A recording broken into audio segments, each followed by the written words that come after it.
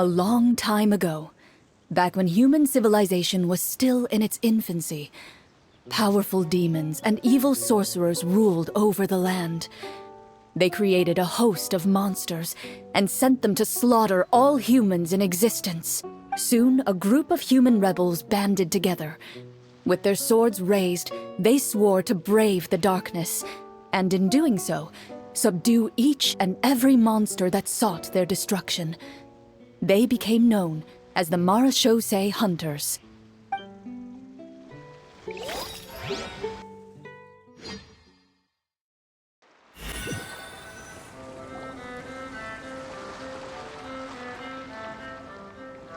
Sometime later, as a member of the Marechausse Hunters, you receive a commission.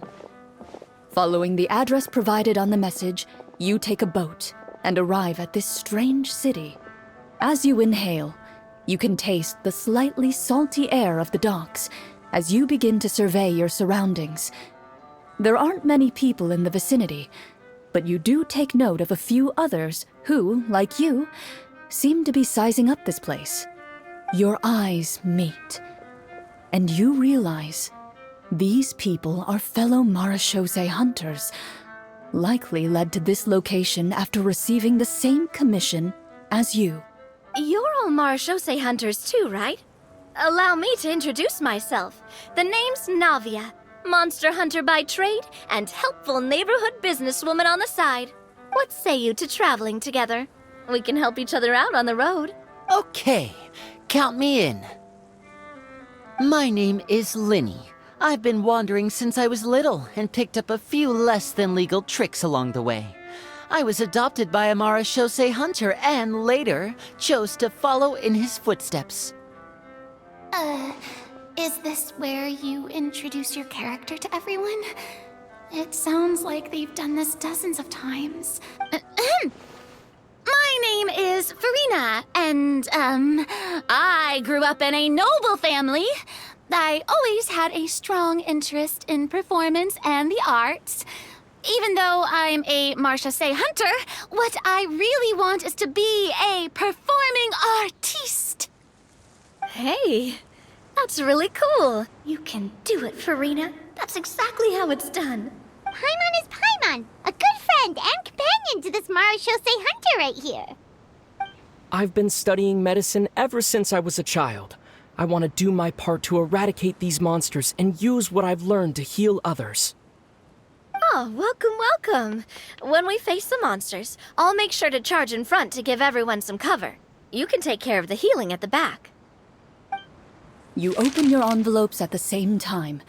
The message reads, "To the honorable and trustworthy Marechausse Hunters, our kingdom is currently facing a grave crisis. The lands outside the capital have been overtaken by monsters, and our people are being led astray by forces of wickedness. We beseech you, please help us resolve this crisis and return peace and stability to our home." Huh. The layout of this city looks super familiar. It kinda reminds Paimon of Mondstadt! The scriptwriter must have used a real-world city as a reference when coming up with the map. As experienced hunters, the layout of the city reminds you of places once traveled. You recall the sight of tree-lined streets and the gentle tranquility of days gone by. Yet, as you regard the city in front of you, it appears to be little more than an empty shell. Its hollow gates are open to you, beckoning you to come forth and bring salvation back to the town. I carefully read every line of the letter and turn my attention to the signatures at the bottom. Who issued this commission to us? You see a long string of unfamiliar names. It would seem that many of the residents of the city issued this commission together. They sensed that things were not right within the kingdom and sent a distress signal to the outside world. In that case, why don't we take a walk around the city and see if we can learn anything from the local residents? Oh, good idea. We might be able to get some leads on the monsters and bad guys we're after. You look up and see a tavern nearby. It appears to be open for the day. Why don't we go check out that tavern? If the novels I've read are anything to go by, taverns are usually full of information.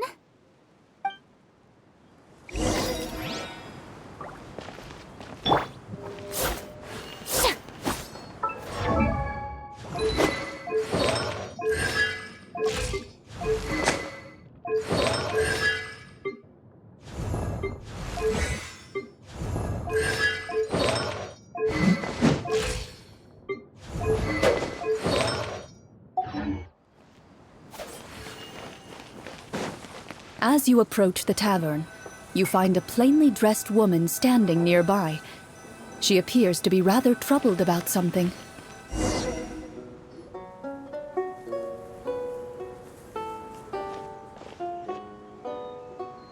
Greetings, friend. Lovely weather we're having today, don't you think? Oh, hello. I suppose you're right. The weather today is quite lovely. If only those monsters out there would stop causing trouble.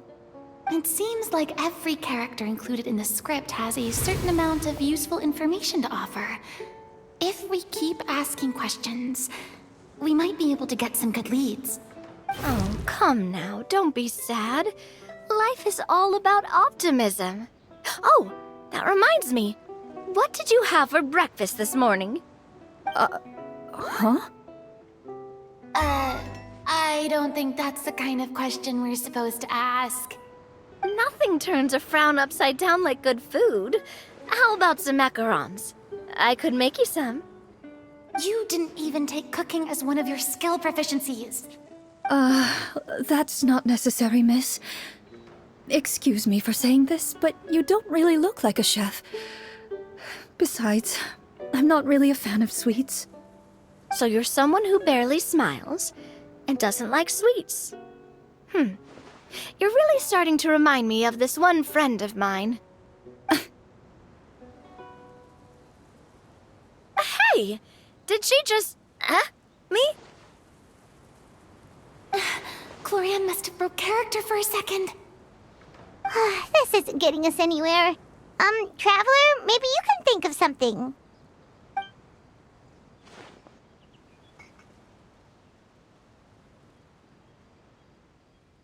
The results of insight checks aren't disclosed to the players, so I'll be the one consulting the phaetometer.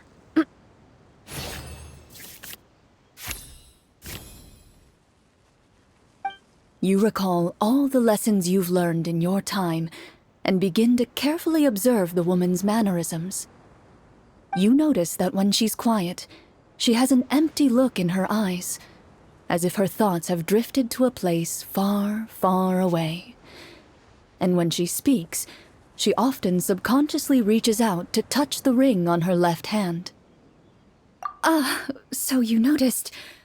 That's a little embarrassing. A horde of monsters suddenly appeared near the capital recently, so all the guards were dispatched to fight them. Do you remember when those monsters appeared?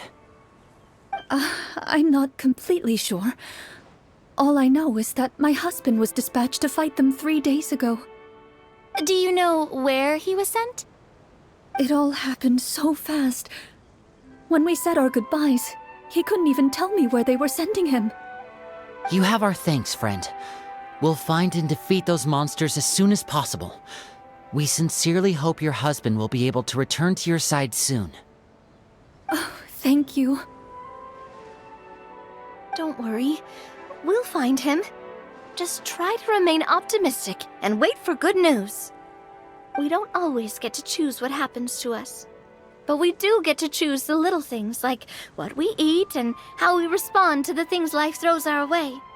I hope that one day, you too will recognize the power of something as small and inconsequential as a delicious dessert. I'll do my best. You bid farewell to the woman and continue your journey further into the city.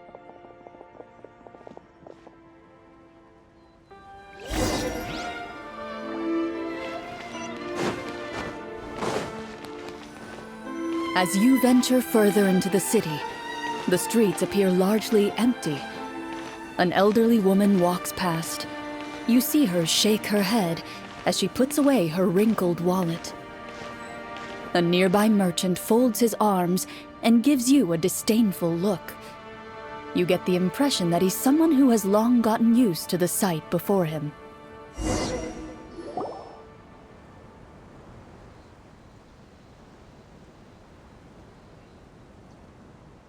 Although he doesn't seem very friendly, merchants are usually a good source of information, right?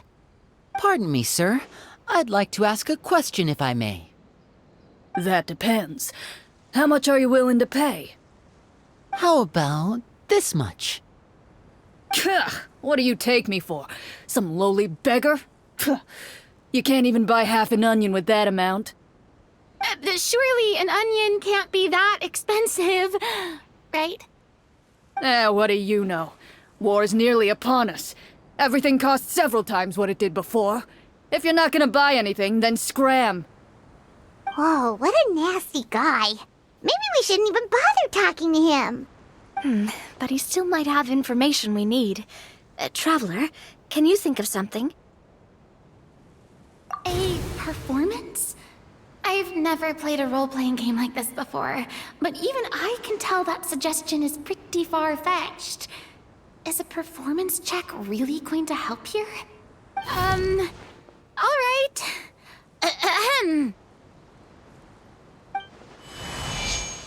By the harbor's grace, a lone boat lies in rest. Let the moon give chase, for here begins our quest. In the dark of shadow, our heroes seek to find where creatures born of evil weave their grand design. Blocked the road does stand, such is our hunter's plight. Yet with sword and courage in hand, they march forth to pierce the night.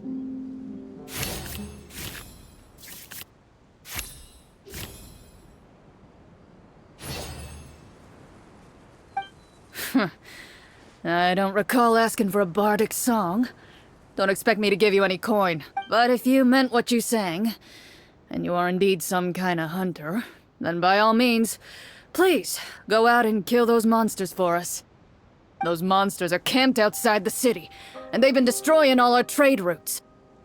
We have limited reserves within the city, so if this continues, we're all gonna be in big trouble. Wait, you're saying no one has put a plan in place to distribute supplies or maintain order? We could all starve and those nobles in the palace wouldn't even break a sweat. Who knows? Maybe they've been in cahoots with the monsters all along. That is concerning. Yeah, all right, I think I've said more than enough. Be on your way now. Got it. Thank you, sir. Don't mind him, Furina. He just doesn't have enough taste to appreciate your art. No. I was just thinking about how those nobles must be so cold-hearted. It's like they don't care about their people at all.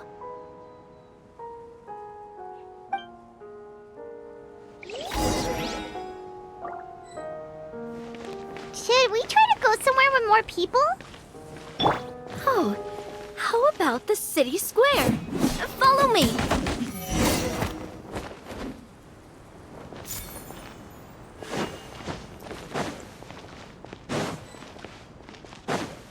Before you lies the city's central square. You see a man with a slightly anxious look on his face, pacing back and forth, his head hanging low. He doesn't seem to notice your approach. Still immersed in his own thoughts, he shakes his head and lets out a long sigh. This guy seems promising enough. Maybe I can get some information out of him.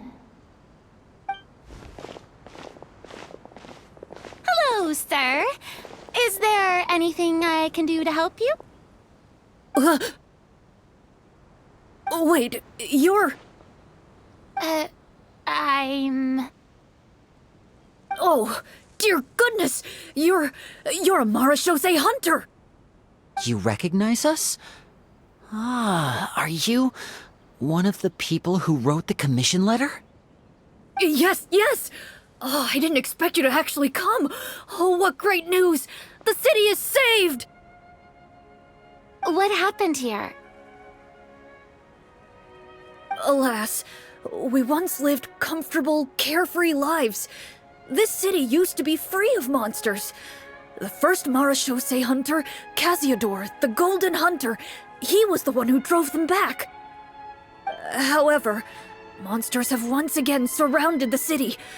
Perhaps the seal that kept them at bay has lost its power. Or perhaps an evil sorcerer has been meddling in our affairs. All I know for sure is that their return has stripped the city of any chance at peace.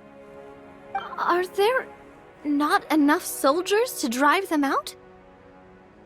It's not a question of numbers. The guards simply have no idea how to deal with them.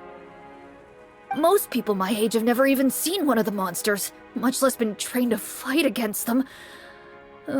What's worse, many of us don't even know the history of the Marechausse Hunters anymore.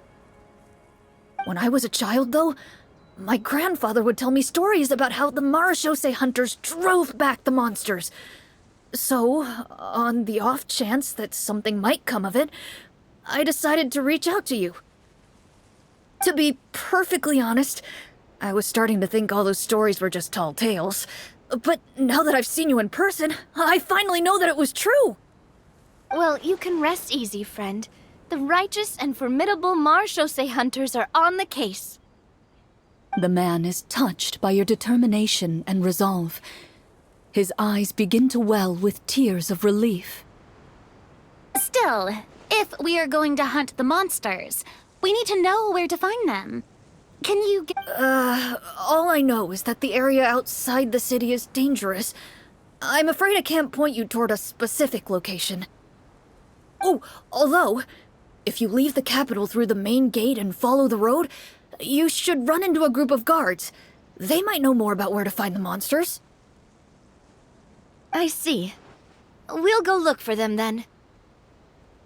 All right, be careful. Oh, and one last thing. The monsters outside the city are just part of the problem. There are evil sorcerers inside the city as well, so be on your guard. They're actively working with the monsters, and have corrupted the court ministers with malicious magic.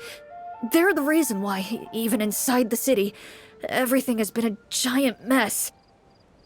Even one of our kindest ministers has turned into a boorish and unreasonable figure, interested in nothing but enacting laws that exploit the people. Who knows how much longer we'll be able to go on like this. Talk about being stuck between a rock and a hard place. I feel bad for him. Maybe we should try to cheer him up?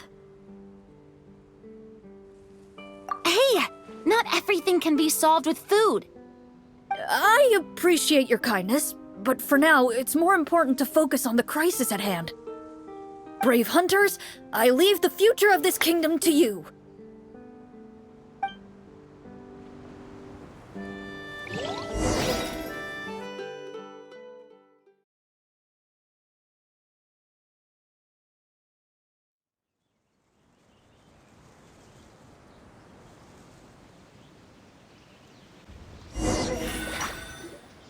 If I understood correctly, there are currently 2 problems in the kingdom that need solving, right?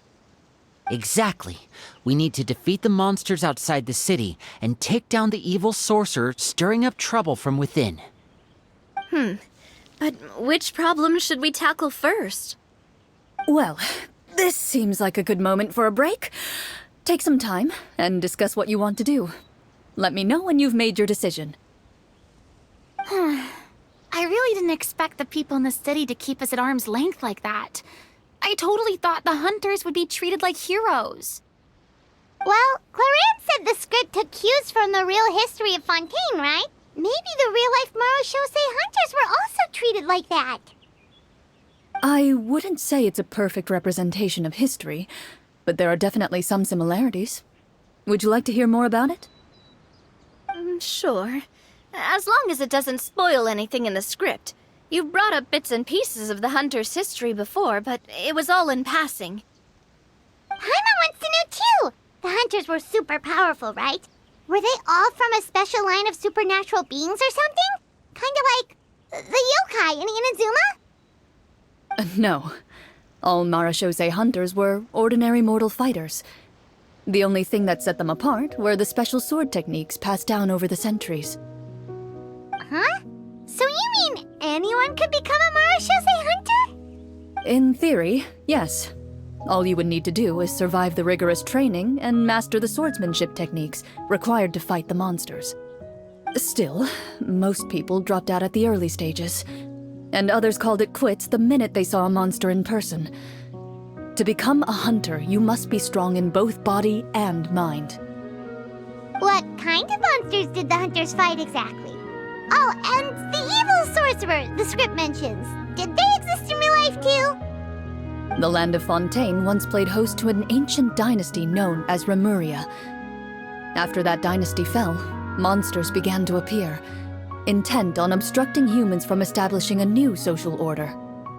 One of the ancient sorcerers of Remuria used his power to assemble a formidable army of golems. He sought to use that force to establish himself as king. Now wait a second. Don't tell me that guy was the inspiration for the evil sorcerer in the script. We still haven't found any in-game information on him yet. So, why don't you talk about someone else for now?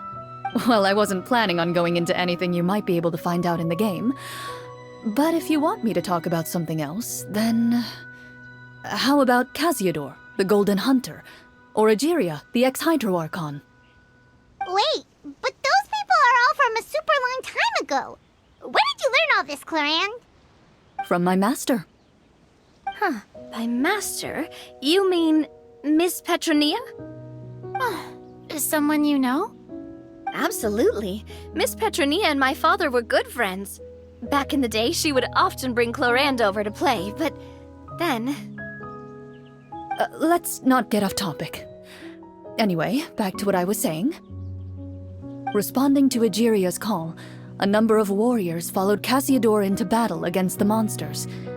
This group of warriors, under Casiodor's leadership, became known as the Marechausse Hunters. Yet, as Fontaine entered an era of peace, their work gradually became obsolete. The Marechausse Phantom, originally an association made up of hunters, eventually came to be predominantly comprised of Melusines. I see. That explains why most of the people in the script have forgotten the hunters or think of them as nothing more than a legend. Is that really a bad thing, though? It can get tough always being the one shouldering everyone's expectations. Depends on who you ask, I suppose. If the name of the organization no longer commands respect, investigative work is bound to suffer. Speaking of investigations, which problem should we tackle first?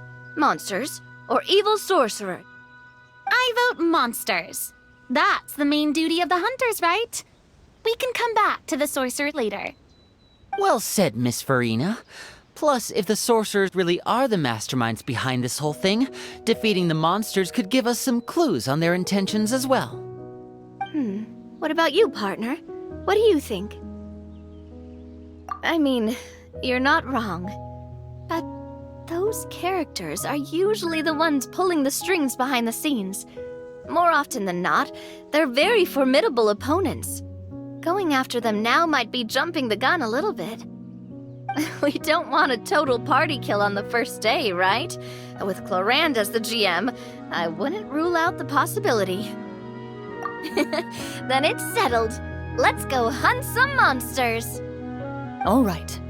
After some discussion, you decide to turn around and head out of the city.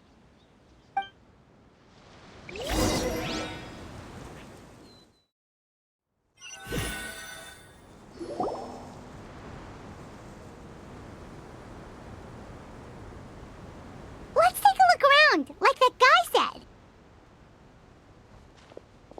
You there! Outsiders, halt! Who's there? An armored man approaches you. He has a tall, muscular build and a determined expression in his eyes. Just one look, and you can tell he's fought in his fair share of battles. Although he's trying his best to conceal his current state, his uneven gait and the sweat dripping down his forehead make it obvious that he's been wounded and is in serious pain. I'm the captain of the guard. I saw you sneaking around the city earlier, so I'll only ask this once. State your purpose, or it's off to the dungeons for the lot of you. Wow, it's been a while since someone's been this suspicious of us. I said talk, not whisper between yourselves. Have you ever heard of the Marechausse Hunters? Marechausse Hunters? Ha! That fairy tale, you mean? What, you expect me to believe you're one of them?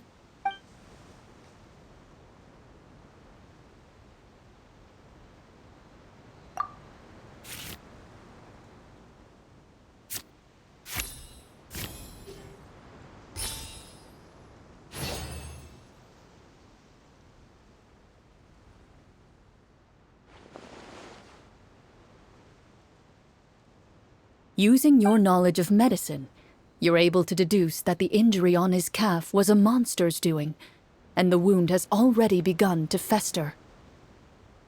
As you check him over, he looks at you with suspicion and retracts his injured leg further back. I'm a doctor by trade. Please, let me redress your wound. You don't have to suffer like this.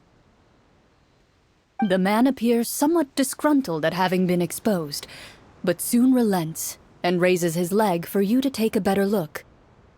He allows you to apply a poultice of specialized medicine to the wound, and it appears to bring him much relief. The tension in his brow eases. Oh, right. Guess you lot might actually be real Marechausse Hunters after all. In any case, you've successfully treated my wound. So, what do you want to know? Do you know where we can find the monsters, or the other guards who are fighting them? He informs you of the various locations where monsters have appeared. He looks in that general direction with a pained gaze, as if a thin, invisible thread is pulling on his wound. Some of our new recruits have never even dealt with a petty thief, and now they're out there fighting monsters. If it weren't for this cursed leg. Oh, please, sir. Don't get too worked up. You need to focus on your recovery. Just leave the monsters to us. We're Marechausse Hunters, after all. Hearing you say that, a glimmer of hope flashes in his eyes. But it disappears almost as quickly as it came. Those monsters aren't easy to deal with. But if you insist on going, I won't stop you either. I just hope all the guards will be able to come back to their families alive. I wish you the best of luck.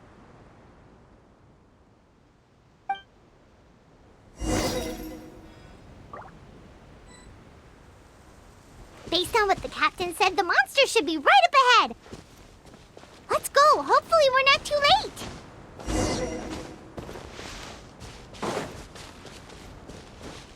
As you approach the battlefield, you see numerous people lying by the side of the road. They appear to be dressed like guards. Their faces are filled with desperation and terror. Some are screaming and cursing in vain, as if still trying to banish the monstrosities they saw from their minds.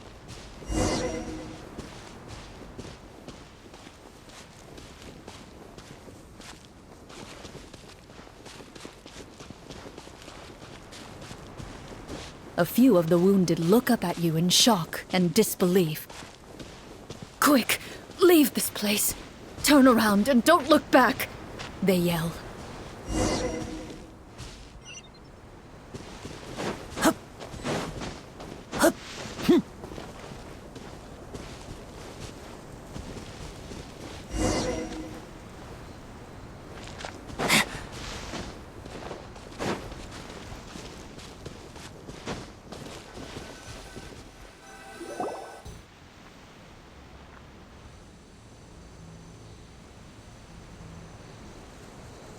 This is the place he mentioned, right? You see broken iron swords scattered all around you, and downed trees riddled with terrifying claw marks. All the signs point to one thing. A truly devastating battle just took place here. Be on your guard, everyone. The monsters might still be around. Before you can finish your sentence, you hear rustling sounds from the surrounding bushes. The monsters have emerged. They close in on you without fear. You get the impression that, in their bloodthirsty eyes, you're just another meal for them to devour. A little help here! This thing wants to eat Paimon! Your battle round begins now.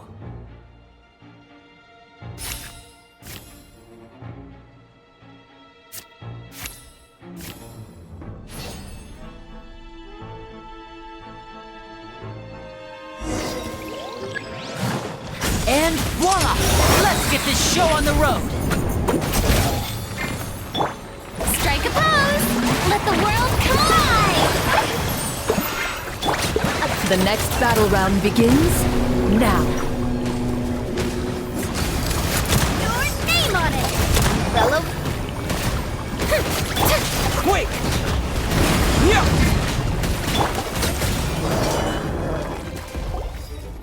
The monsters let out a terrifying roar of anger and resentment before dissipating into thin air. oh, thank goodness it's over. We're lucky the Marechausse Hunter class came with all those preset skill points. Otherwise, we would have been in some real trouble. I never knew the photometer even determines the amount of damage you inflict. If you get unlucky, isn't it just game over right then and there? That's part of the fun. The uncertainty of fate is what gives these games their appeal. Just as you begin to celebrate your victory, a suspicious lump on the ground catches your attention. A suspicious lump. Wait, could it be the thing that appears after every battle? I walk up to it, crouch down, and begin to carefully examine it. I've still got my right glove on, so it should be fine for me to touch it, right? As you investigate the mound, you discover that the exposed portion appears to be made of wood. It was previously obscured by the large form of the monsters. With the monsters gone, the small protrusion now awaits your discovery, poking out of the ground like a shy flower bud. Whoa, it's a treasure chest!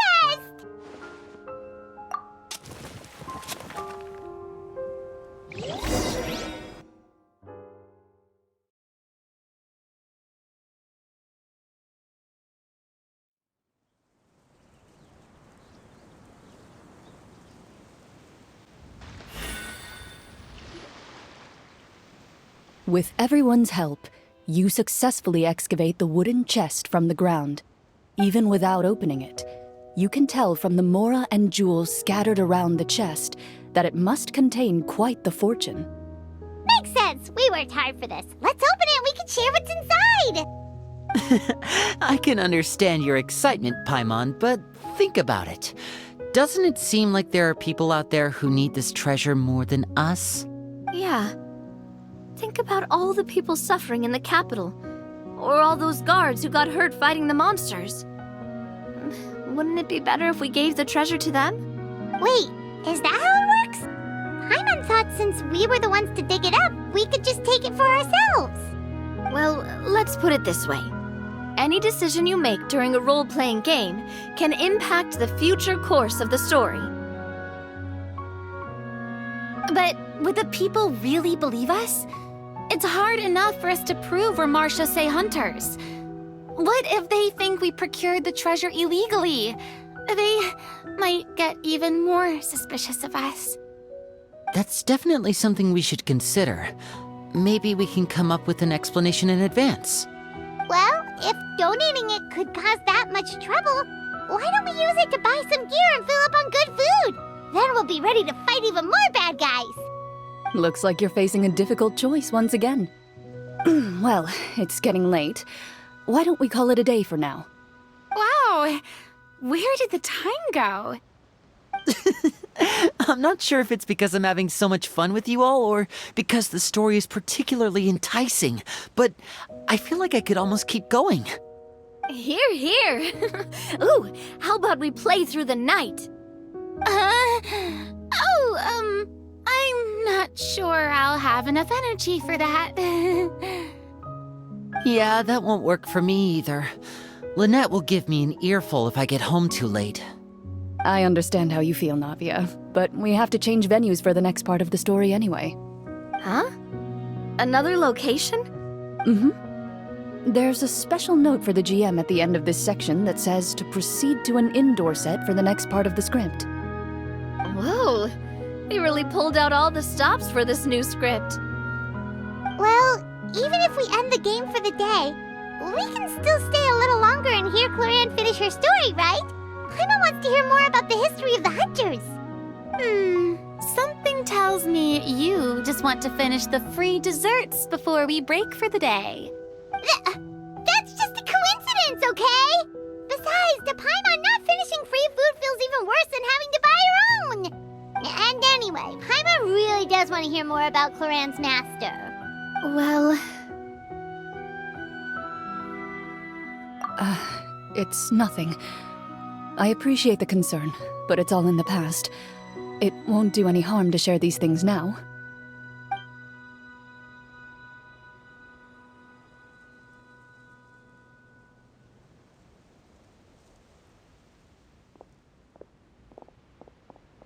My earliest memories are of living with Master.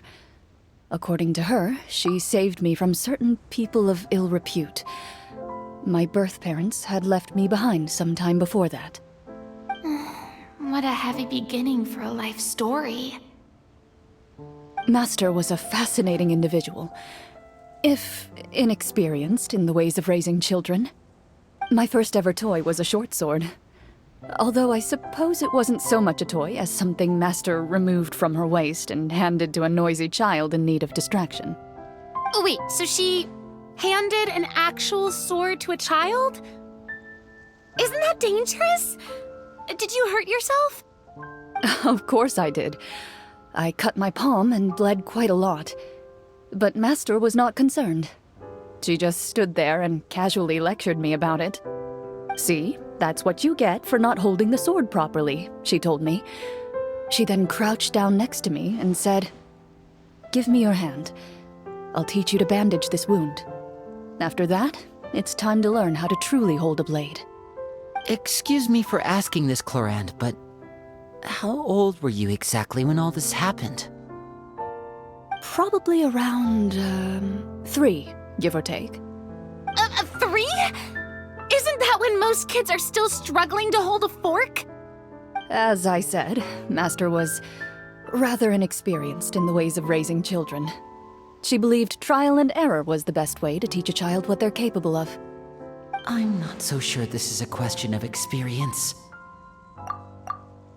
I didn't see anything wrong with her ways at the time. And anyway, children don't get to choose how they're raised. Oh, she did bring me back a pet from Liyue once. It was a Geovishap hatchling. A Geovishap hatchling? For a pet? That seems even more dangerous. What she said was this: make sure to get along, you two. If you really can't agree on something, just settle it with a fight. Whoever loses is the real pet. And how old were you when this happened? 5. Well, did you win? No, I lost. So you're saying you actually became the Geovishap's pet? Yes, but only for a week. By the end of that week, I defeated it in combat, and we've shared a cordial relationship ever since. That really doesn't sound like the kind of childhood someone should have. Later on, I gradually understood that Master most likely didn't know any other way to raise a child. She was a Marechausse Hunter, but I never heard her bring up her own parents. Thanks to her, I learned how to navigate the forest by the age of 6, and could hunt monsters in the wild by myself the year after that. Even though the training she subjected me to was strict, she always made sure to take me traveling when she had the time. We met many of her friends during those days. That was also how I met Mr. Callis and his family. I still remember the first time we met. You were too scared to join our picnic and hid behind Ms. Petronia the whole time. I still hadn't really met many children my age at that time, so I didn't know how to interact with others. After that, though, you started coming over a lot. You loved challenging people to shooting competitions, remember? I don't think many members of the Spina ever beat you in one of those. I had a lot of fun during those days. I enjoyed them too.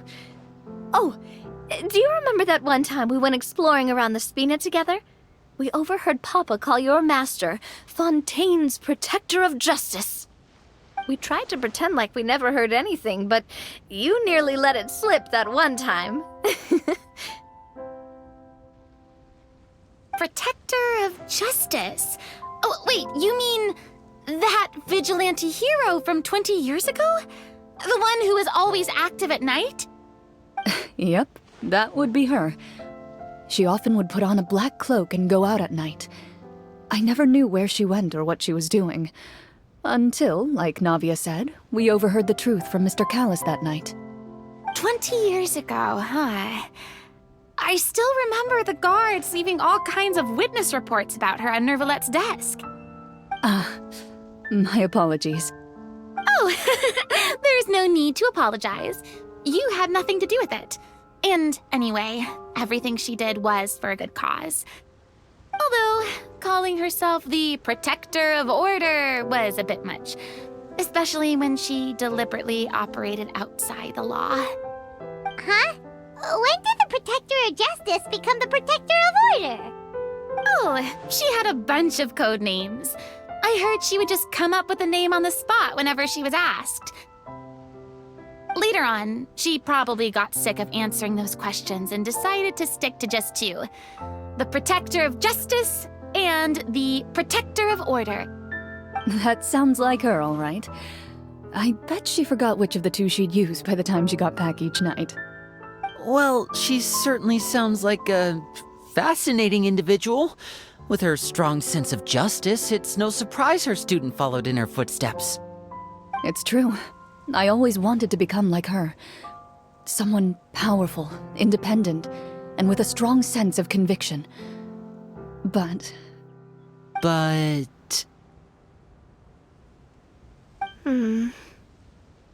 She suddenly disappeared the night I turned 10 years old.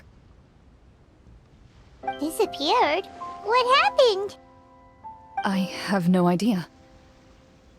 She didn't even leave a note. I was never able to find out where she went. That night, I was celebrating my birthday at Navia's house, but Master never came to pick me up. When I returned home on my own, it was to an empty house. When she still didn't appear after a few days, I went to Mr. Callis's house to ask about her whereabouts, but he only shook his head. Papa probably didn't know either. I know he sent a few people to investigate the matter in secret, but they never found any credible leads. Don't worry, I understand. To be perfectly honest, given Master's personality and way of doing things, it all made a lot of sense. If I had to guess, I'd say she probably used it as an opportunity to force me to become independent. Just like how, when a litter of kittens reaches a certain age, the mother willingly leaves them behind. Were you upset, Clorinde? I was at first, but not anymore. I don't believe Master would suddenly disappear for no reason. There must have been something she just had to do.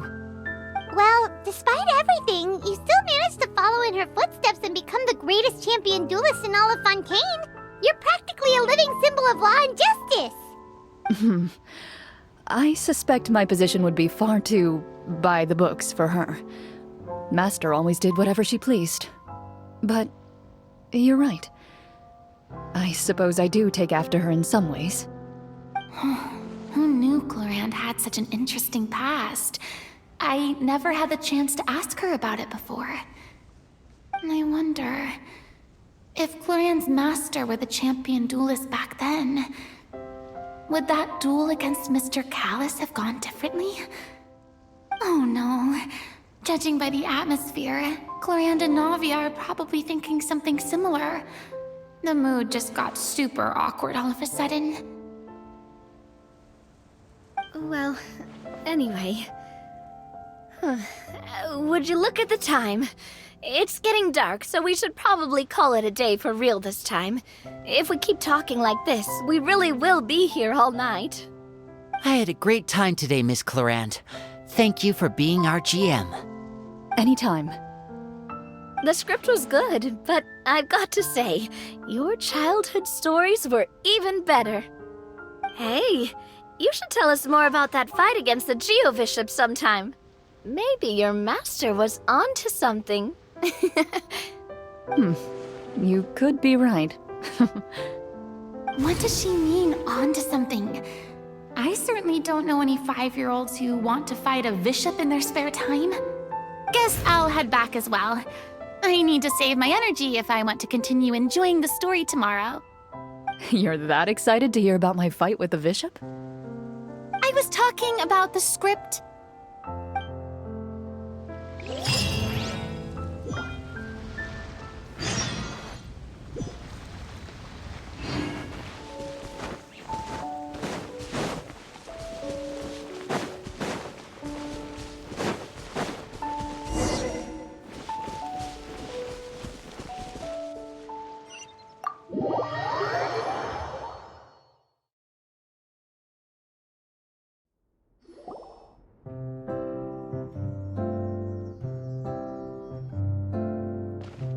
Looks like everyone's here.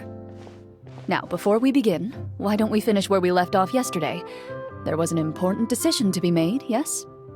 I'll pour everyone a cup of tea. Is that really the most important part, though, Clorinde? Paimon's more concerned about our current surroundings. Heavy walls, cold railings, dim lights. This is obviously supposed to be a prison. I admire the work put into the set. Still, it's obvious the scriptwriter has never paid a visit to the fortress of Meripede. So this set is going to be a part of the script? Unfortunately, that is something I can neither confirm nor deny. Anyone think Clorinde's smile is starting to look kinda scary? Well, whatever happens, we'll just have to push on. But first, we should really figure out what to do with this treasure. If we're worried about arousing suspicion because of our identity, why don't we give ourselves a different name, just like Clorinde's master did? Yeah, it might be better to keep a low profile. As long as we're helping people, it doesn't matter who we are or what we're called. Staring at me won't get you anywhere. Or did you want some more tea? Oh, Paimon's good. Thanks. Why aren't you saying anything, Navia? Wait, what's that next to you?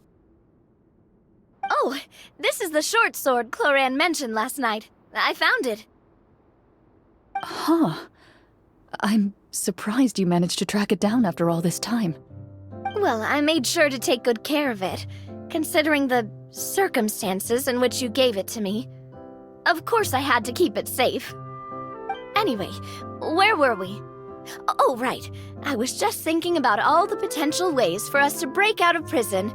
We could dig a tunnel, or try to bribe the guards. Wait, we haven't been thrown into prison yet, have we? Well, it's only a matter of time. It pays to be prepared. Just like how you should always have an umbrella on hand, even when it's sunny. All right, Paimon's made up her mind. Let's just give the treasure away. Paimon may have wanted to keep it, but if it's going to land us in prison somehow, Paimon will be too upset to enjoy her snacks.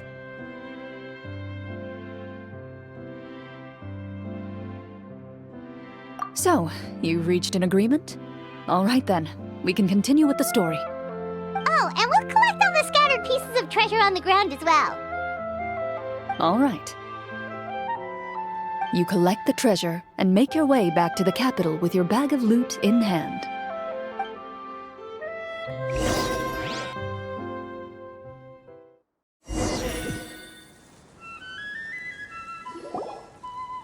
The city is still shrouded in a gloomy, oppressive atmosphere, but your spirits are surprisingly high. In places where sunlight struggles to reach, you generously share your wealth with the children, the elderly, and the poor in urgent need of help. Thank you, kind soul. The elderly woman's look of gratitude follows you as you walk away, her eyes never leaving your back until you move entirely out of sight. However, there's still quite a bit of Mora remaining. It appears you haven't made much progress. She's probably trying to tell us to speed this up. We need to hurry up so we can address the sorcerer problem. Should we go find that man again at the square? He seemed like a pretty responsible guy. I'm sure he knows the people here far better than us.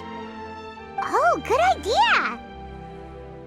Just as you start to make way to the square, intent on finding the man again, there's a voice.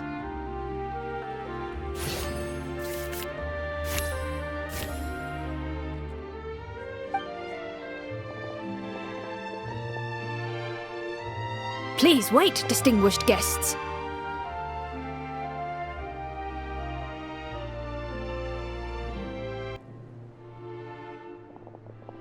Several strange guards suddenly call out to you. They run forward to meet you and proceed to politely pay their respects. Greetings, gentlemen. Are we being invited for afternoon tea? Surely you jest, my lady. That would not be our place. It is His Excellency the King who requests to meet with you. Please come with us.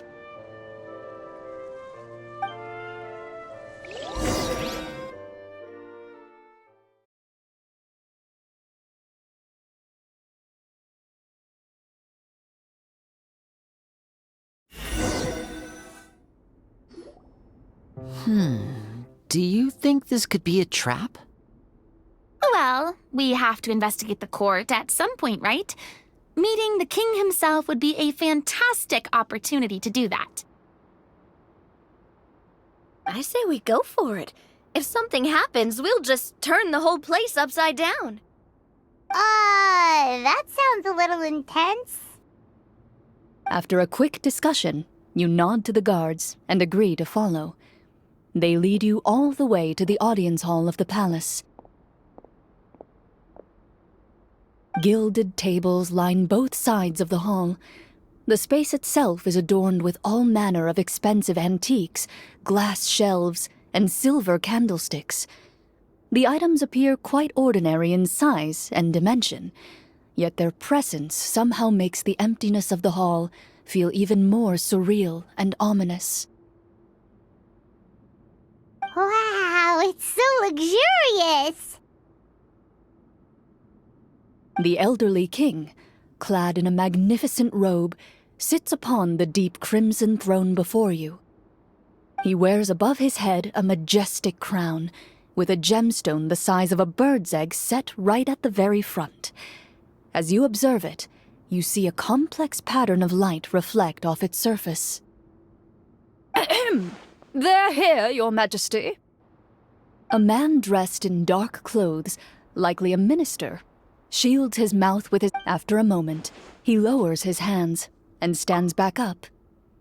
His gaze shifts to fixate on your group, but he does not move from his place at the king's side. The king does not appear entirely aware of his surroundings. The man by his side, though. We should keep a close eye on him.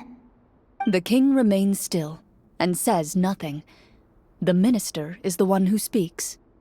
Esteemed guests, allow me to thank you for coming to our faraway kingdom. Unfortunately, His Majesty the King finds himself quite exhausted from work, so please allow me, his Prime Minister, to welcome you in his stead. I've heard tell that your group, the Marechausse Hunters, used your exceptional ability with the sword to repel the monsters near the capital. Such a great deed deserves to be rewarded. However, seeing that I was not fortunate enough to observe such a feat with my own eyes, You'll forgive me for seeking to verify the truth by speaking to you myself. Well, we've got nothing to hide. You brought us here to talk, right? So we'll just explain what happened.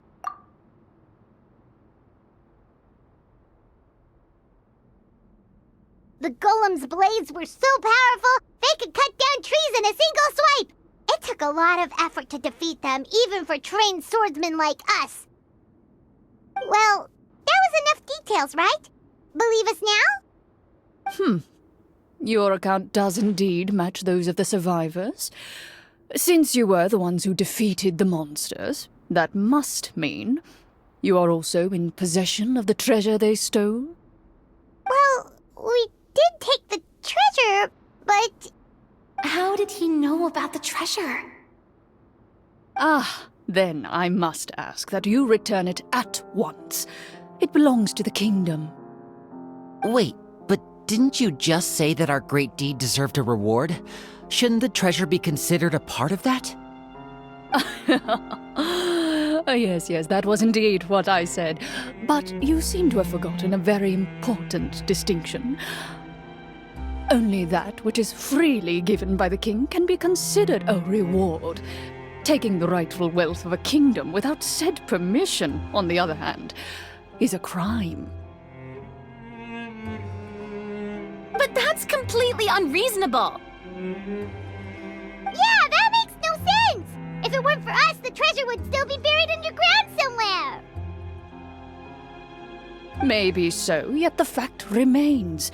You tried to dispose of the treasure without reporting it to the court and without receiving permission, yes?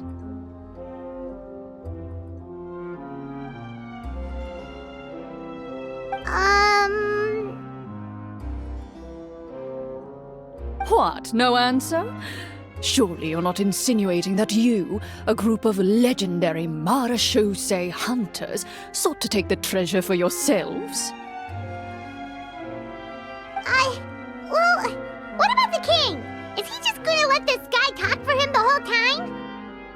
Clad in his magnificent robe, the king remains seated, with his hands resting on either side of the throne. His posture is rigid and unmoving. He stares forward with an empty look in his eyes, completely unmoved by the events before him. From the look of things, could the Prime Minister be the evil sorcerer? Or could both the King and the Prime Minister have fallen under the evil sorcerer's control? I would like to observe the number of guards stationed in the hall.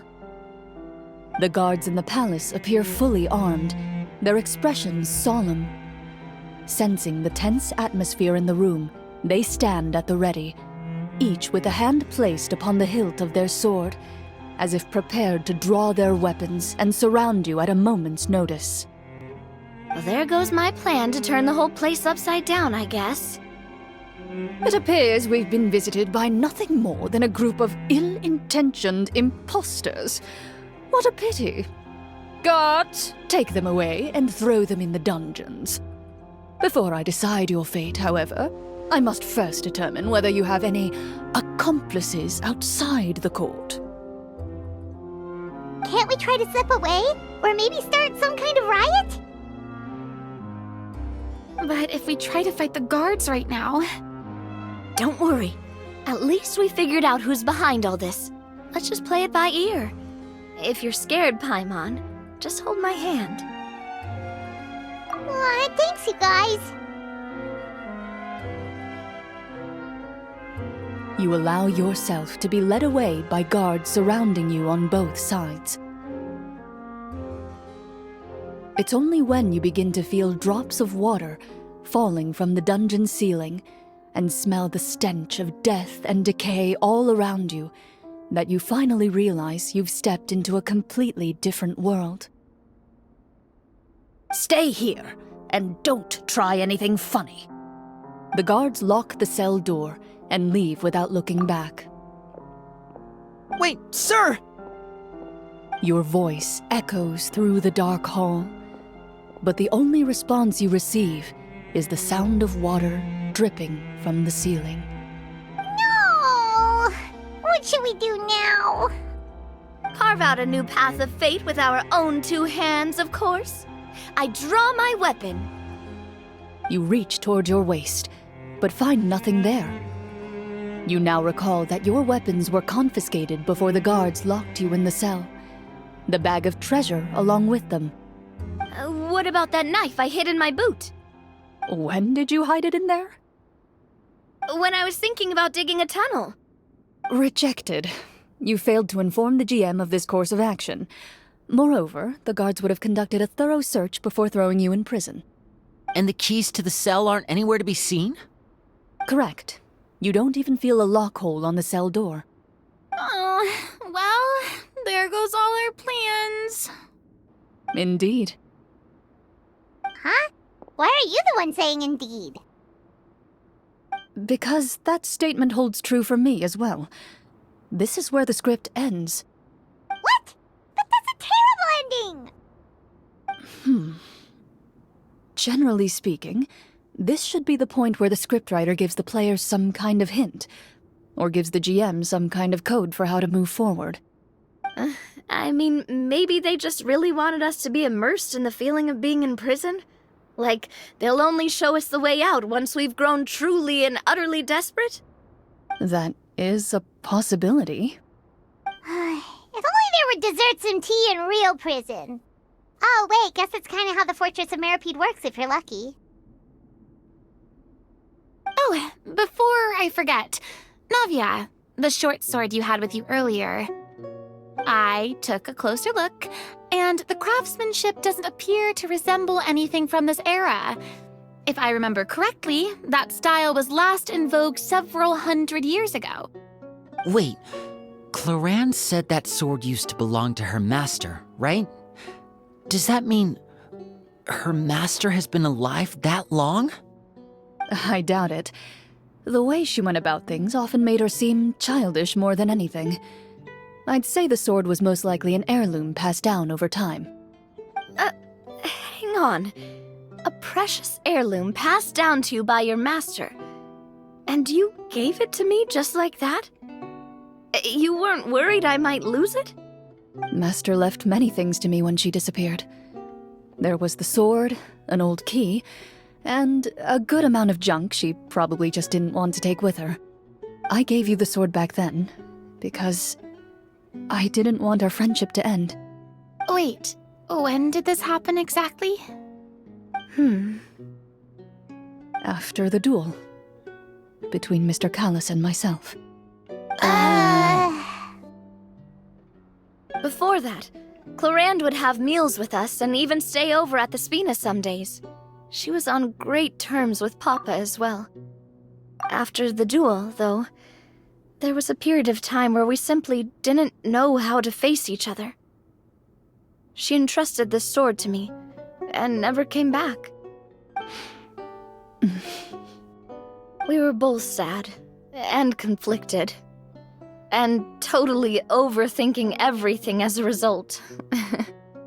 Whenever I looked at this sword, I couldn't help but wonder if Miss Petronia had never introduced us to each other at that picnic. Maybe part of the sadness I was feeling could have been avoided. Back then, it felt like I hadn't just lost a father, but a close friend as well. No one can change the past. The most important thing is that you two found your way back to each other and can enjoy things like this together. Yep, you're right. I'm sorry, you two. I didn't mean to bring up any sad memories. Think nothing of it. No one here is at fault.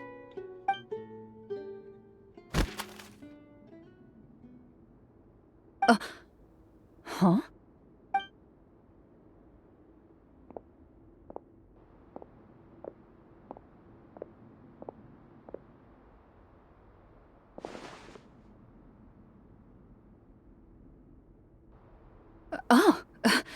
Looks like the next part of our script is here.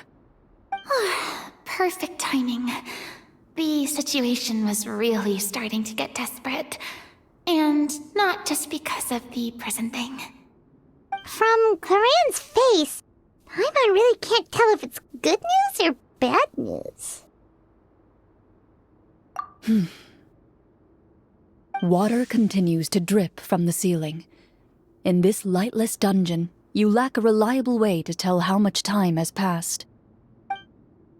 Eventually, you get used to the unpleasant odor of straw, mold, and rust, and find yourselves alternating between fits of drowsiness and despair. Suddenly, you hear footsteps outside the door. Heads up, everyone. Someone's coming. Gather close, everyone, and keep your voice down.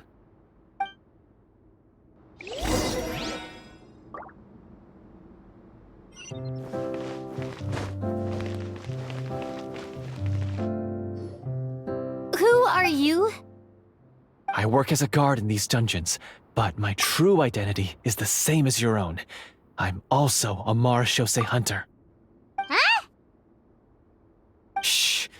I've already sent away the other guards, but if we make too much noise... I understand, but how can we be sure we can trust you? The king has issued a formal decree. In light of the irrefutable proof of your crime, you're to be executed before tomorrow's sunrise. If you want to escape, it has to be now. Executed? We barely did anything! Monsters appearing at the same location as the treasure. Could this entire thing have been a trap? There will be time for speculation once we're out of here. As for my identity, I have no way to prove that to you just yet. Infiltrating the capital was difficult, and finding a chance to speak with you has taken a lot out of me. I could go on, but I think we can all agree that now is not the time for details.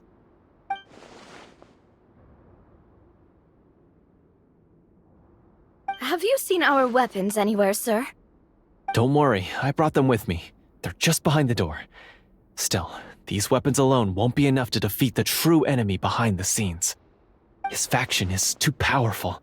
The guards are all under his control, and he's even stationed a number of golems in various rooms throughout the palace.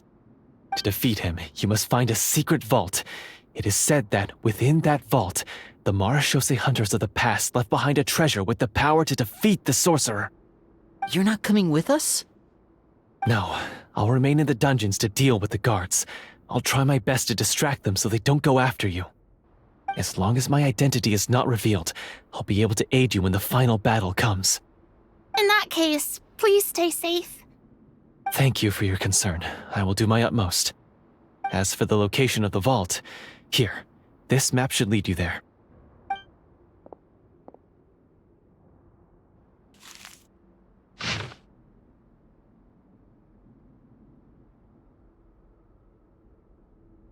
Got it. All right, once I open the door, remember to stick close and refrain from making any noise. I'll lead you out of here as quickly as possible. You now have the chance to restore the honor and legacy of the Marechausse Hunters, so please, get out there and reclaim what's ours. And be sure to exercise caution. With the help of the guard, you successfully escape the dungeons. Your sense of despair and anxiety both seem to fade as you continue your quest.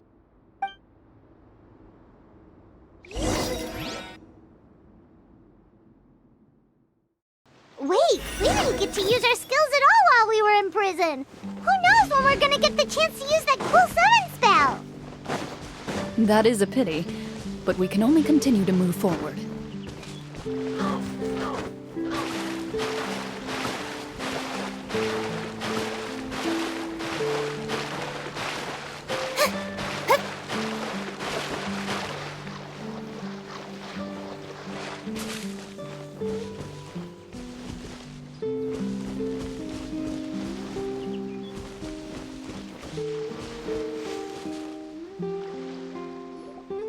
This should be the place marked on the map. This bit of rock certainly looks suspicious. Well, I'd say an investigation's in order then. Plus, if all else fails, we can just blow it up. Wow, you really meant that! Before you lies a serene stretch of open water, its surface shimmering a brilliant shade of sapphire blue. Well, guess this means it's time for a swim!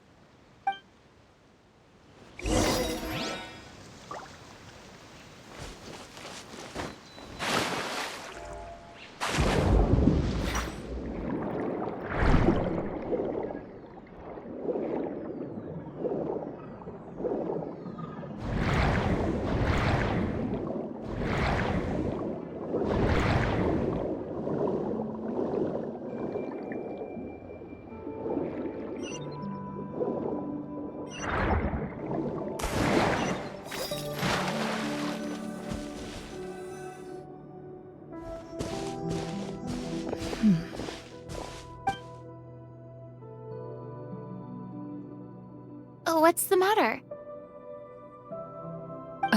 It's nothing.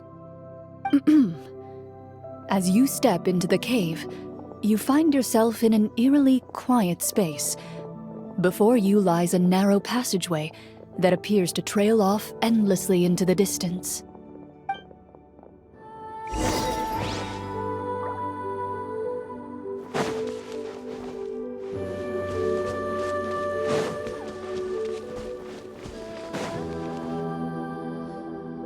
Wow, this must be where the treasure is hidden. But this door is blocking our way in. It almost looks like it's been here for quite some time. I've got to hand it to the tabletop troupe. They really went all out with the props. Huh. What have we got down here? A kind of mechanism connected to the door? Ah, it looks like we might have to arrange it into a certain pattern. A pattern on a stone door. That's something Master mentioned before. Is something wrong, Clorinde? After a long, difficult journey, you finally arrive at the location indicated by your map. It appears to be an ancient site of some sort, where treasure likely awaits. Your surroundings are exceedingly quiet and serene, as if the secret that slumbers here has never once been disturbed. If you listen closely, you can almost convince yourself you can hear the sound of its calm, gentle breathing. That description makes Paimon feel kinda bad for disturbing this place. We're doing this for the sake of the people, to free them from the evil sorcerer. I say it's time for this treasure to once again see the light of day. Lyney's right. We need to keep going. The future of the kingdom depends on it. The next part of the story requires us to solve the puzzle, right? Let's start exploring the area. Yes, that should be fine. Something feels off about all this. Guess I'll just have to improvise.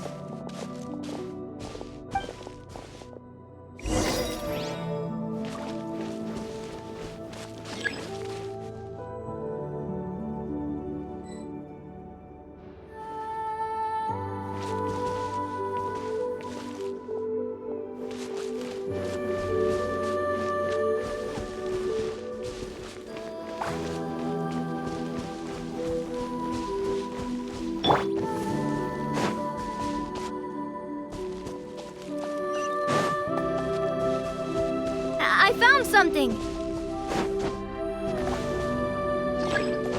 Found something here, too.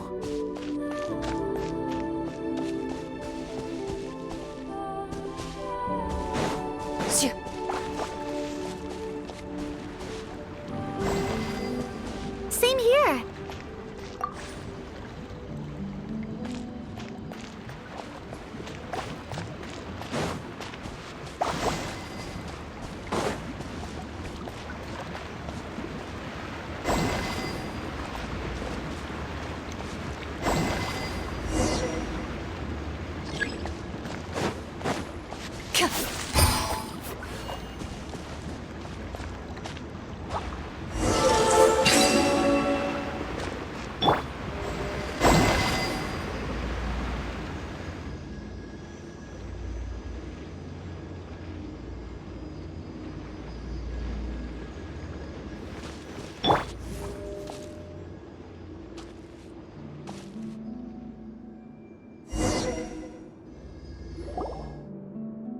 It worked!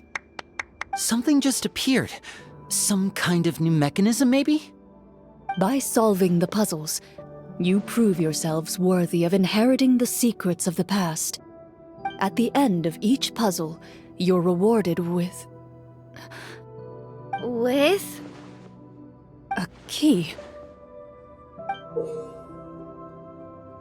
Oh, it must be the key to the big door. Huh?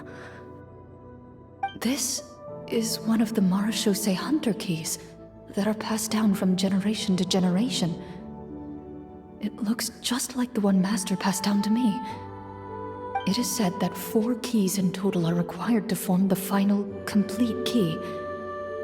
And it seems like we just collected 3 of them. That must mean... Huh? What's wrong? You hear a few strange noises. Suddenly, all the torches in the ruin go out at once. Huh? What's going on? Did we fall into another trap? For the sake of immersion, please close your eyes, everyone. Without the torches, the space is now completely dark, and you cannot see anything.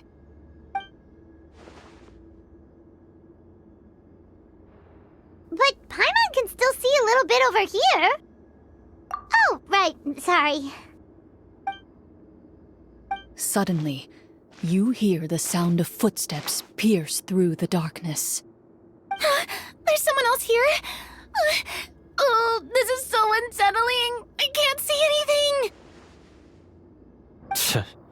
I've been discovered then? Wait, that voice, it's...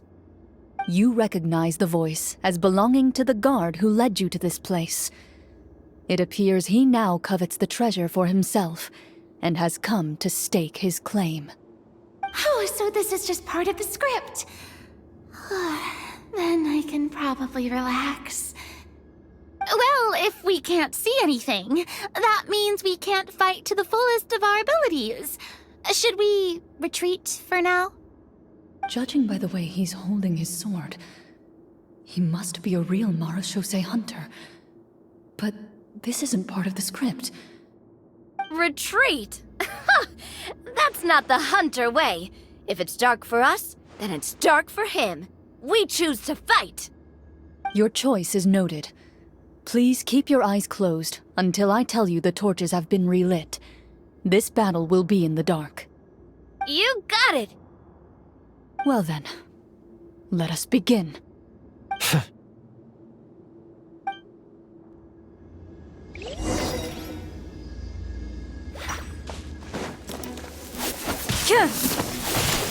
Ready. I'd like to try to hit him with my sword. Your strike is successful. Is he still standing? Couldn't... Is it over? Can we open our eyes now? The enemy is strong and relentless, but the battle is nearing its end. The torches have not been relit. What about now? Final strike. Ha!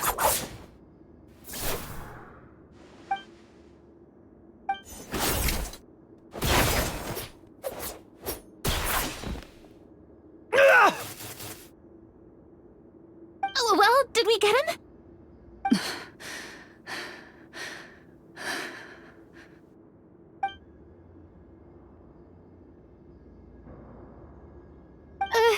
Clorinde? Warm fire flickers across the walls once more. Your vision is now clear. In an impressive display of courage, the 4 of you successfully defeat the uninvited guest. That look in his eyes. It's like he became an entirely different person as soon as I defeated him. Huh? Mr. Florian? Oh, wait. We're supposed to be role-playing. I should stay in character. Speak your name, guard. Why did you lead us here just to betray us? Is this treasure really more important to you than bringing peace to the kingdom? What kingdom? What peace? Those were nothing but lies! I, Florian, am a true Marechausse Hunter, descended from hunters of ages past. So he's also using his real name. Or, wait, was that the name of his character from the very beginning? Then I'm even more confused. If you truly are a Marechausse Hunter, shouldn't you want to help us just like you said before? Shouldn't we fight together for the sake of the people? What do you know? In this day and age, there's no glory to be had as a Marechausse Hunter. What's that supposed to mean? My skills were passed down to me by my father. We lived a life of obscurity in the remote wilderness. Still, he devoted everything he had to being a Marechausse Hunter. And what did he get in return? A life of poverty and pain, in a world that forgot all about him. When he died, not a single person came to mourn his passing. The Marechausse Hunters were the ones who saved this city. We're heroes. We deserved more recognition and respect than this. Is he talking about how no one in the capital seems to remember the Hunters and their legacy? I didn't expect the script to contain this level of social criticism. So that's why you want to take the treasure for yourself? You feel like you're owed fame and wealth? If you already knew where the treasure was located, why didn't you just come down here and take it? Because I still needed the final key. Only a true Marechausse Hunter is capable of passing through this final door. As someone who sought to hurt others for his own gain, Florian lost that right long ago. Okay, but what is this treasure anyway? We've got all the keys, right? So can we just go in and take a look? You're sure you want to go in? We've been talking about it for so long, of course we want to see what's inside! And we've already defeated Florian, right? So he won't try to take it from us anymore. Pesky brats. Watch yourself.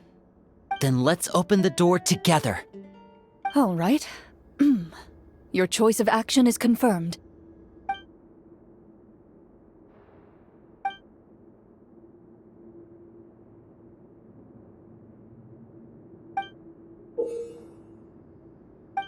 Before you, the door to the treasure, sealed and undisturbed for more than 100 years, finally swings open.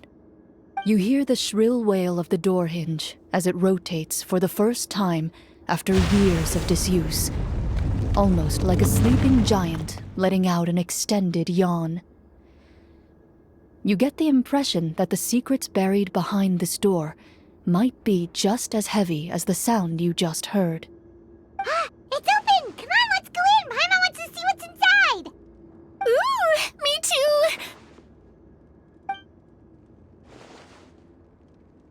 Ugh, uncovering hidden treasure is the most exciting part of adventuring.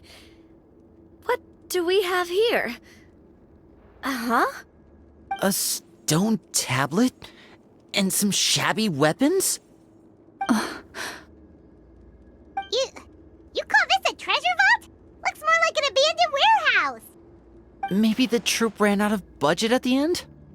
They provided a super immersive experience at the beginning only to drop the ball at the most important part? They could have at least filled this place with cardboard mora or something! Wait, I get it now. Paimon, this is the real Marechausse Hunter treasure. Huh? This is it?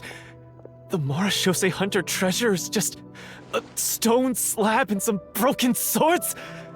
I can't believe it. I refuse to believe it!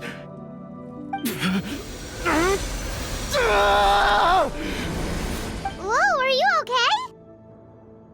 okay? The Marechausse Hunter before you appears to suffer a serious mental breakdown. He needs to leave the room for a moment to collect himself. One of you seems to understand the significance of the treasure already. If the rest of you wish to follow suit, you may remain here in the meantime and explore your surroundings.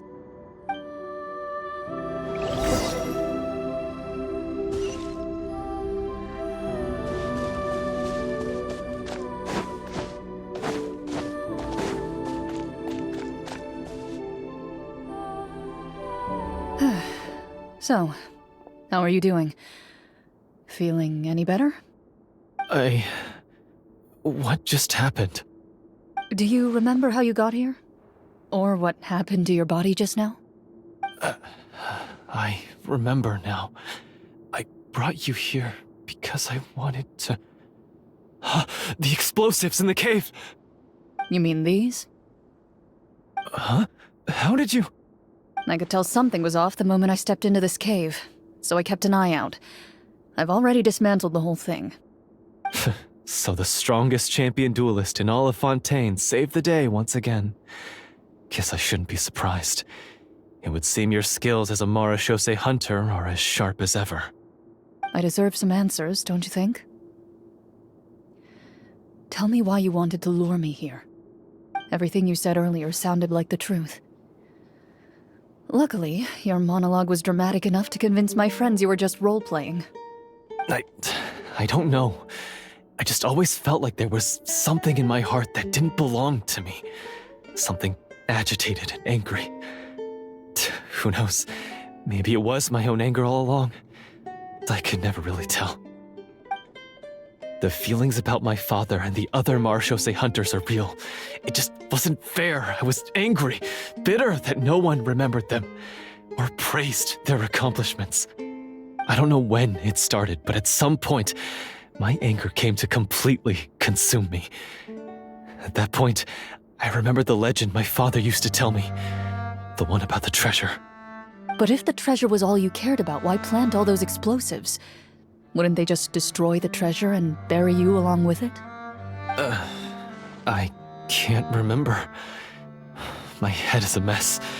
It felt like there was this voice telling me to eliminate the hunters, but now it's gone. From your description, I suspect you were dealing with a Devorator. Devorator? Oh, your master, your father, I mean, never talked about it? It was a kind of monster that was active several centuries ago. No, I've heard of it. I'm just not sure why you suddenly... Wait, it can't be. The seal! The seal? My family has served as Marechausse Hunters for many generations. But the title and swordsmanship weren't the only things passed down over our line. There was a seal as well. My father instructed me to always watch over that seal and maintain it regularly. He said it had been passed down over a truly ancient age, and protecting it was our clan's most important duty. But I neglected that duty after he died. I finally decided to come down and check on it one day, and that's where my memories become fuzzy. The Devorator would be a formidable adversary for any mortal being, even ones as capable as the Hunters. If you lacked the power to completely destroy it, you could easily fall prey to its influence and corruption. In light of this, some Marechausse Hunters chose to seal the Devorator away, in the hopes that a permanent solution would come with the passage of time. I heard it has the power to amplify the obsessions and desires in people's hearts, to the point where they overtake you entirely. It would seem I'm not just lacking in skill with a blade, but in mental fortitude as well. And yet, you were able to retrieve 3 of the 4 keys. If I remember correctly, each was entrusted to a respected and capable hunter. How did you manage it? One of them belonged to my father, the second I stole from a different hunter, and the third was one that I snatched while the person was on the way home from the tavern. I nearly died in that alley. I know just how strong you are. It's as clear as day to everyone in Fontaine. I observed you from dusk to dawn, but could never find any opportunity to sneak up on you. I never even saw you drink a single glass of liquor. The only way I could think to obtain that last key was to lure you here using your hobby, and then... Oh, I get it now. That monster, it wanted to bury you here alongside the treasure. I won't comment on anything else, but the script was good. Well, I did pour my heart and soul into it. The stories my father used to tell me about the glory of the heroic Marechausse Hunters and how they came to be forgotten. It's more than just a story. Huh? You're proud to be a hunter. You're still holding onto that part of yourself, no matter how small. I have done so many despicable things. I have nothing to be proud of. Then explain the purpose of the evil sorcerer in your story. Huh? Isn't he the true antagonist? The one who sought nothing but his own gain, and used the people as pawns to attain it? In your heart of hearts, he was the one you truly wanted to defeat. But I've already tainted my sword. I no longer have any right to... Wake up, Florian. Remember how you introduced yourself earlier. Do you really think the Hunters acted out of a desire for honor and glory? Or to be loved and acknowledged by the people? What did your father teach you about our order?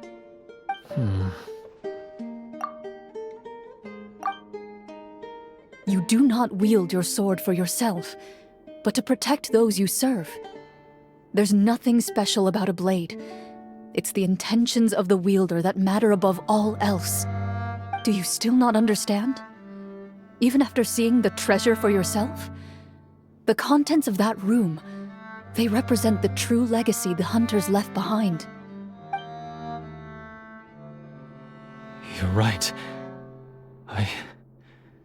I am a Marechausse Hunter. It's time for me to redeem, no, to finally serve the people I vowed to protect all along. I wouldn't be so quick to push aside the need for redemption. I know. That's a charge I won't bother to defend myself against. Good. Then, come with me, and help me see the script through to the end. Huh? See the script through to the end? But there's no more script left. Never finished it, huh? No, I mean, I wrote the script with the sole purpose of luring you all here. There was no reason to write beyond this point. Then we'll just have to keep writing it. The evil sorcerer still needs to be defeated. You mean the Devorator? Are you saying I have to make up the rest of the script as we go along? Is that really so hard? You've already written most of it. Surely you can write an ending where the Hunters win and justice prevails. I'll be there to help you too. You aren't afraid your party will fall into danger? I know what my friends are capable of, and they're all quite skilled. Besides, I need their help. Then, are you going to tell them the truth about all this? I don't intend to spoil the fun. Sometimes, protecting dreams and fantasies is more important than exposing the truth. Don't you think?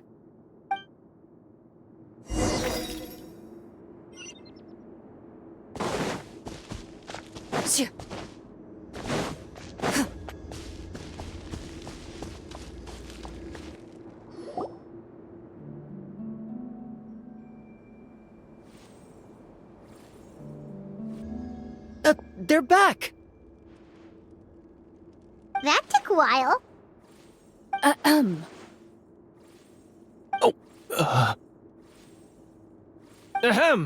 My fellow Marechausse Hunters, please forgive me, for I have sinned. Tone it down. Sorry. After crossing swords with you and witnessing your courage in battle, I've rediscovered my true self and regained my pride as a Marechausse Hunter. Oh, do I smell a redemption arc? I confess, I was brainwashed by the evil sorcerer. He asked me to lure you here so he could bury you in this cave. That little... Wait, you're saying all of that wasn't you, but the evil sorcerer? That's right. He's adept at manipulating the hearts and minds of the people. I fell under his influence because I did not possess a strong enough sense of will. And how are you going to prove that you're a changed man?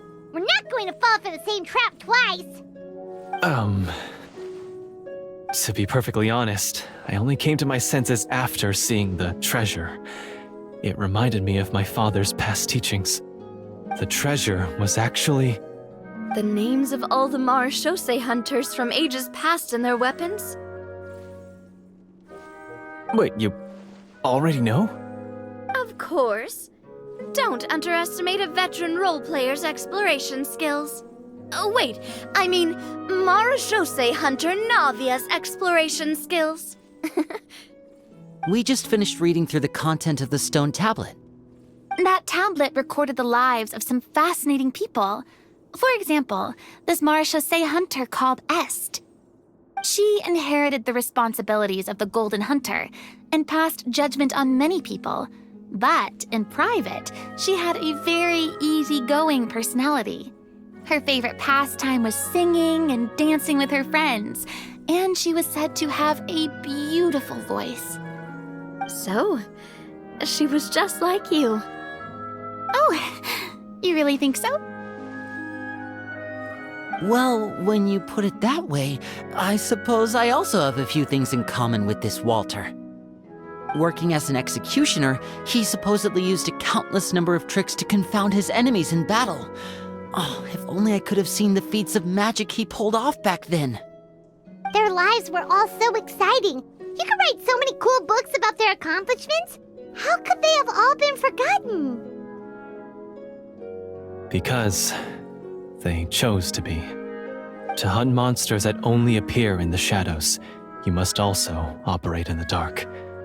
To be a Marechausse Hunter is to willingly give up on wealth and fame. Then this stone tablet must have been left behind by their companions. That's right. Few Marechausse Hunters ever revealed their identity to the public. They always protected the city from the shadows. The only time they spoke of their accomplishments would be at night, when they gathered with their fellow hunters in front of the bonfire to share stories of the monsters slain by their hand. So, this tablet was created not so that the hunters would be remembered by the people, but so that they would be remembered by each other. No wonder this place was so well hidden. You regard the stone tablet in solemn silence. The names of your comrades etched onto its surface serve as a reminder that you are never truly alone. The tablet proves that, although a hunter walks a shrouded path, it is not a solitary one. There will always be those who walk beside you, a fact that remains as true today as in ages long past. Their legacies shall continue to be passed down from generation to generation, as everlasting as the stone onto which their names are carved. Father, you once told me that I should seek out the treasure if I ever became lost. So this is what you wanted me to find.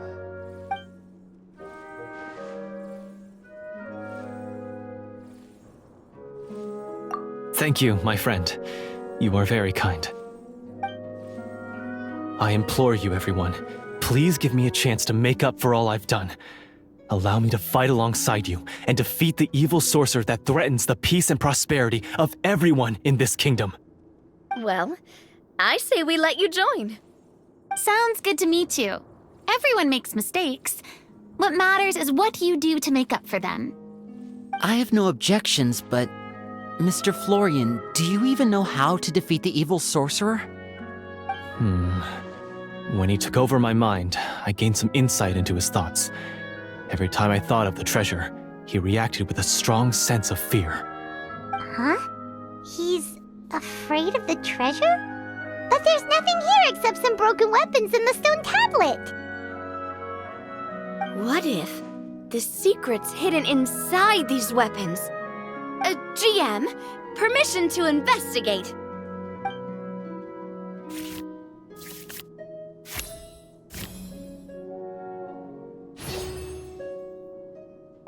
At first glance, the weapons appear absolutely ordinary. But as you observe them, you notice a faint energy emanating from within. These blades have slain countless monsters. Though it's been a long time since they were used in battle, their edges remain sharp, as if they're simply waiting for the next worthy hunter to carry on their legacy. So basically, take these with us, right? I'll take this weapon, since it used to belong to Est. Maybe it'll find comfort in being held by someone who appreciates the arts. Good idea. I'll take Mr. Walter's bow then, from one archer magician to another. Paimon's gonna pick a cool weapon too!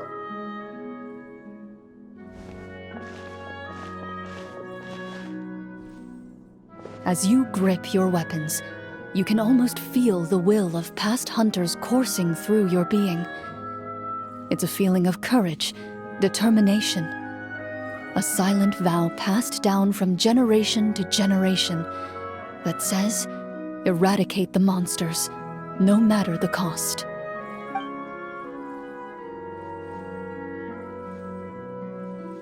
Mr. Florian, do you know where to find the evil sorcerer? I was able to see his surroundings when our minds were connected. I believe he's currently hiding out at the church in the kingdom. We must be extremely careful. He's spent so long living among monsters that he's now taken the form of one. He will not be easily defeated. Then why don't we explore some more and try to find some higher level gear? We don't want to just fight him and lose, right?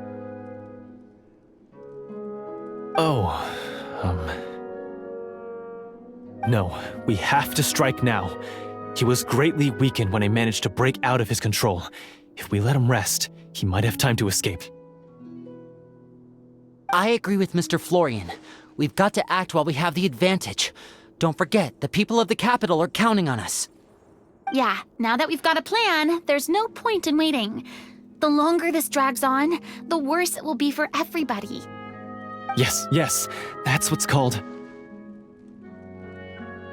Yes, that's exactly right. Alright, you've persuaded Paimon. Mr. Florian, please, lead the way. Of course. Follow me.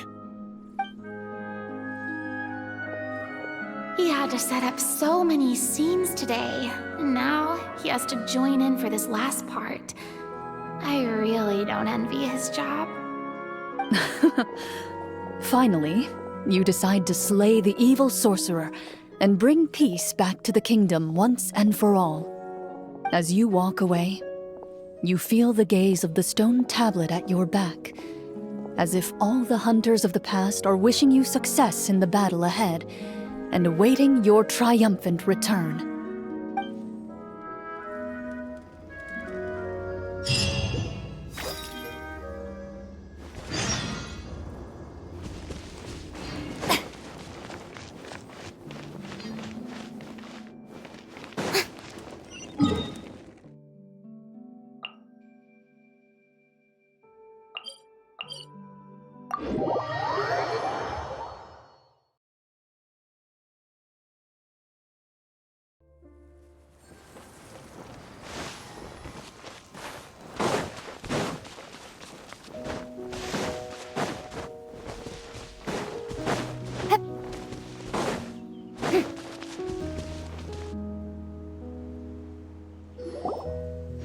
Finally, you arrive at the church Florian described. As you approach, an ominous aura surrounds you. You get the sense that your enemy is close at hand. How strange. This uneasy feeling seems so real. How did they manage that? Now, it is time for the final battle. Let's go!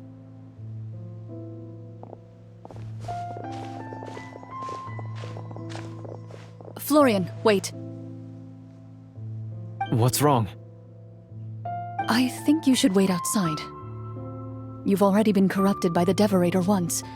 It could easily re-enter your mind and take control of your body. I don't think it's a good idea for you to be this close. If it corrupts you again, it's possible you might take on a new form entirely. That's exactly why I have to go. Why I should be at the very front. You mean... Yes. I intend to lure it into my body. That's too risky. If things get out of hand, I might have to kill you. Do you understand how dangerous this is? I understand, but if I do this, you'll have a clear and visible target. The Devorator will have a hard time passing up a chance to enter a body it knows how to control. You won't have to worry about any of your friends being taken over.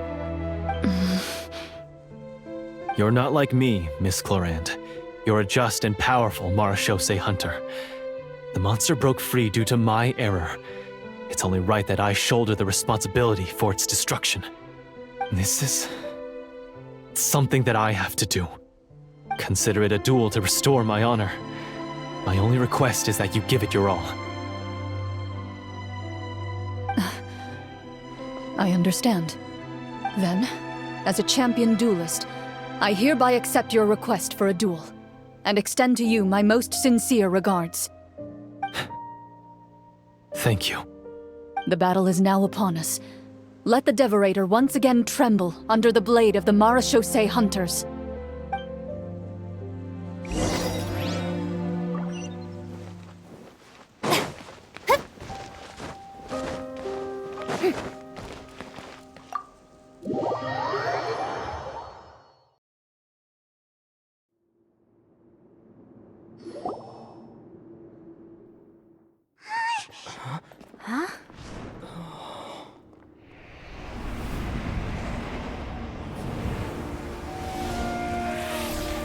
So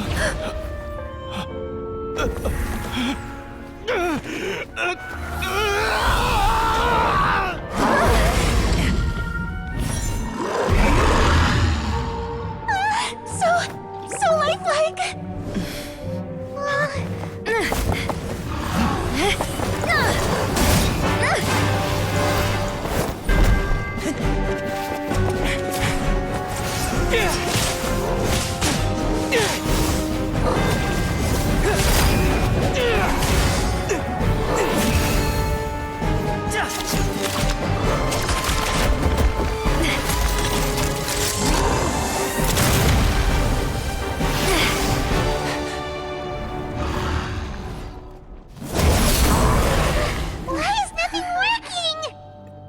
This foe is not invincible.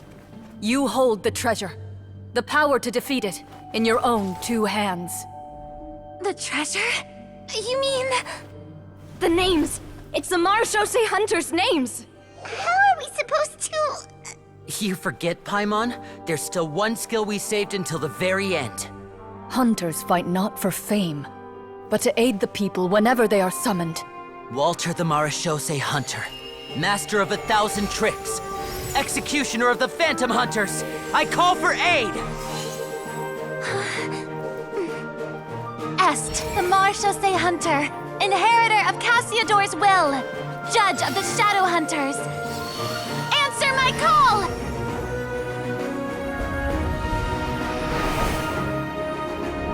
Petronia, protector of justice and order. The hunter I respect the most. Thank you for saving my friend, the best one I'll ever know. Please, lend us your strength!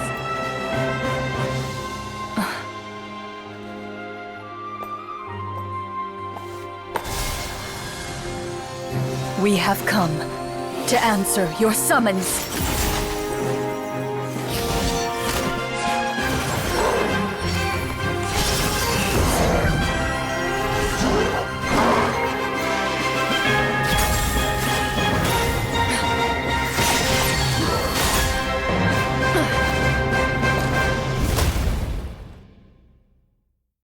And so, the monsters were eradicated, and the sorcerer was defeated.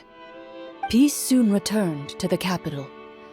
Those in the court, manipulated by the sorcerer, also recognized the errors of their ways. Some remembered the names of the heroes who saved their kingdom, but others simply continued their lives none the wiser. Such is the story of the Marechausse Hunters. They pursue the phantoms in the darkness and exterminate all who pose a threat. They will always protect the city and those within it, even should all memory of their accomplishments be forgotten by the very people they serve. I'm assuming we've finally reached the end of the script. Yes, you've reached one of the better endings. It's a pretty solid story overall. I thought it was just an ordinary adventure at first, but the further we got into it, the more impressed I became with the production and the plot. That final battle especially! All the effects were super realistic. Oh, right. Yeah, totally. That's a really good point. I never expected the weapons we picked up from that vault would have that kind of effect. Yeah, mine nearly scared the daylights out of me when it started glowing. I took a good look at it after we got out, but I don't think it ever lit up again. Oh, we should probably give these props back, right? I'll just leave mine here. Did you have a good time? Of course. Let me know if another script like this comes around. Sure, no problem. Then I'll head back for now. I think I need some time to fully digest everything that just happened. Once Mr. Florian is awake, please pass on my regards to him. He must be extremely exhausted to have passed out cold like that. You're right.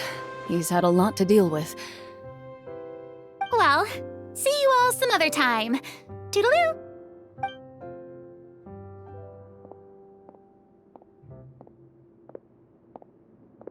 Okay, so, can I ask now? I think it should be fine, yeah. What in the world was going on back there? So you saw through all of that? That time in the cave when you told us to close our eyes, it'd be weirder if we didn't notice anything. I was dying of curiosity the entire time. I mean, you did a pretty bang-up job of pretending nothing had gone wrong. Furina actually looked like she thought all of it was planned. Guess none of us wanted to be the one to break the illusion. What are you all talking about? Oh, wait. Don't tell me you never... Ugh, this is all my fault. It's not too late to cover your ears. Here, partner, I'll do it for you. Bit late for that, don't you think? You're saying everything that happened back there wasn't actually part of the script? It's probably more accurate to say this was never a real scripted story to begin with. What? So loud. My head.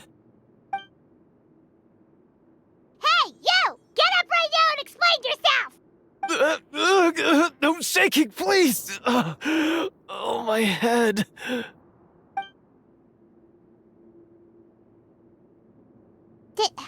Did Paimon just hear that right? You guys made up that whole last part on the spot? It's not nice to lie to people, but Paimon's gotta admit, that was a really good story, Florian. Oh, and nice improvisation, Clorinde! Yeah, it was like watching a magician improvise a spectacular magic trick after forgetting an important prop. If Paimon knew something was wrong with that vault, she would have floated straight in the opposite direction! Everything was under control. As if you've ever described a situation as being out of control. I'm pretty sure any situation you consider to be easy to handle would scare a reasonable person half to death. Guess I'm just used to it. You must run into a lot of unexpected situations then. That explains why you're so good at coming up with things on the spot. As for you, Florian... I know there's no excuse for what I did. I'll turn myself into the guards at once, confess my crimes, and accept any punishment that comes my way. I would say you've already suffered more than enough. What? You may have been blinded by fame and fortune in the beginning, but your actions during the final battle had proven you to be a true Marechausse Hunter. You'll be far more used to the city above ground than below. Your job as a hunter is more important. But... Of course, you'll still need to take the keys and pay a personal visit to the 2 hunters you wronged. Prepare to accept any terms they give you as well. Yes, of course. As far as I'm concerned, though, your showing in the duel was enough to prove your honor. Then I'll do exactly as you said. I'll go return those 2 keys right now. Thank you so much, everyone. I'll do my best to prove myself worthy of the second chance you've given me. I swear this on my name and honor as a Marechausse Hunter. Until we meet again, everyone.